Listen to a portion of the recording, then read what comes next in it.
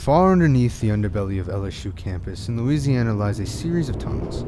These tunnels were originally made as a way to move undetected by police in the early 20th century, and eventually became abandoned as time went on.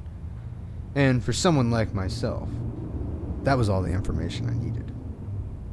It gained both my interest and my time. Being a junior in college there, working as a Starbucks barista, I've seen and heard plenty of things having to do with the tunnels. I've asked professors and fellow students. I've come up with about 1,000,000 different answers to the exact same question. No matter how many times you'll ask it, after spending much of my first year simply joking and speculating about the possibilities of what it was that lies down there, none of my attempts seemed to gain any answers. Up until I asked my dorm advisor, Martin Maxwell. I asked him about what he heard. I asked him questions one day in the hallway of the dormitory. I saw the life drain out of his eyes as he beckoned me off into a closet nearby. Looking me directly in my eyes, almost through me, he began. Truth of what exists down there, it's a tale so old that it's itself become legend. Reason being, no one really knows the truth behind the answer. All that we know is that for decades, people who go down there always end up gone for good, or turning up, babbling about nonsense weeks later, half starved to death, physically inhuman almost. I tried to joke and bring the mood in the tiny and musty room up as much as I could, but the distant and icy cold glare of his eyes persisted as he quietly allowed me to speak. Waiting until I finished, he then continued. People that come out of those tunnels, they bear a symbol. It's reminiscent of the one that was used decades ago by old tribal leaders. It was a sign of the Outlanders, people that lost their way and their humanity. And what of the people that are lost down there? I asked, stupidly.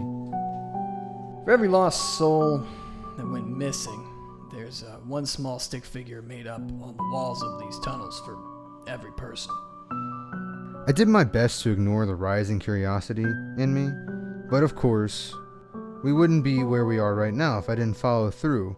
Like any curious idiot would, I began to piece together the best plan that I could come up with.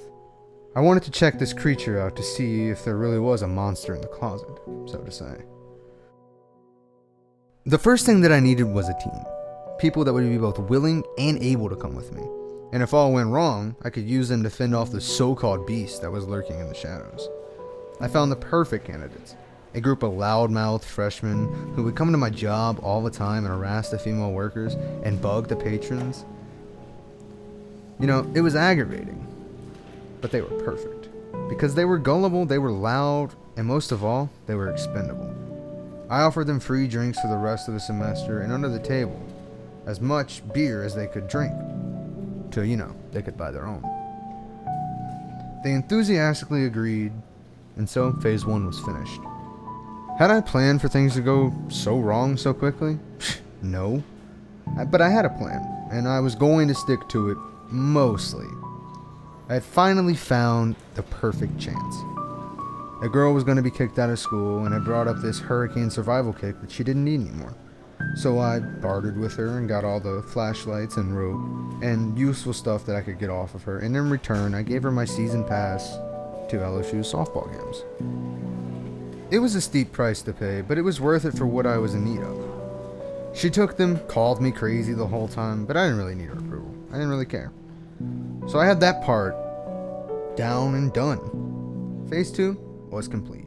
Finally, I needed the time. I knew exactly where the entrance to the tunnels were and how to get there. I timed myself from my dorm to the gate that led down there multiple times, but I couldn't do it with the whole crew yet. And I had stashed away my gear near the entrance for a quick and easier way to get in. All was set, and all I needed to do was wait. Days went by, and I sat at the ready waiting for the time to be just right so that we could leap into action. I felt myself starting to become more and more antsy as time went on.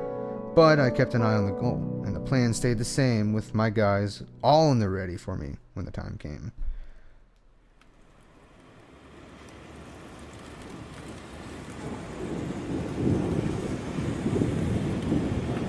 The rain was heavy outside, and that was all I needed. I called on my guys and had them meet me outside the dormitory. We all met out in the pouring rain, and from the moment we hit the streets, things were at a complete loss. The first thing that went wrong was that one of my guys forgot to grab the industrial flashlights, so all we had were the smaller, less powerful ones, which already put us in a bad place. Because from what I'd heard, those tunnels got insanely dark, especially at night, even with the lights that were installed back in the 80s for the tunnel diggers. But regardless, we pressed on and headed out. The rain seemed to have had it out for us, because it only got harder the closer we got to the entrance. As we tried to sneak through the campus, I saw the looks in their eyes, and knew that I had gotten it perfect. We made our way through the rain, and it never got easier by any measures that I'd expect, but we pressed on it. The lights on the streets flickered on and off, and the winds began to get harsher. My guys kept close to me all the way until we got to the tunnels, where we all finally made our way down a stairwell, and down beneath into a small cavern that was right underneath it. The gate was small and rusted almost all the way around on either side, laced with "Danger, do not enter" signs that we all knew would be disregarded. The guys all grabbed the gear, and I got the bolt cutters and got to work. From there, we worked our way down into the darkness of the chasm. For my own safety now, though, I think it's best if I keep on my way, because where I am now is unlike anything I've ever seen. Once I get to a safer place, I'll come back and continue on, because things down here seem to be getting crazier by the minute. And I've got to keep what I have safe. It's been 3 days, 4 hours, and 52 minutes since I've been here. I'm hoping that I find my way out, or find at least some kind of finish line.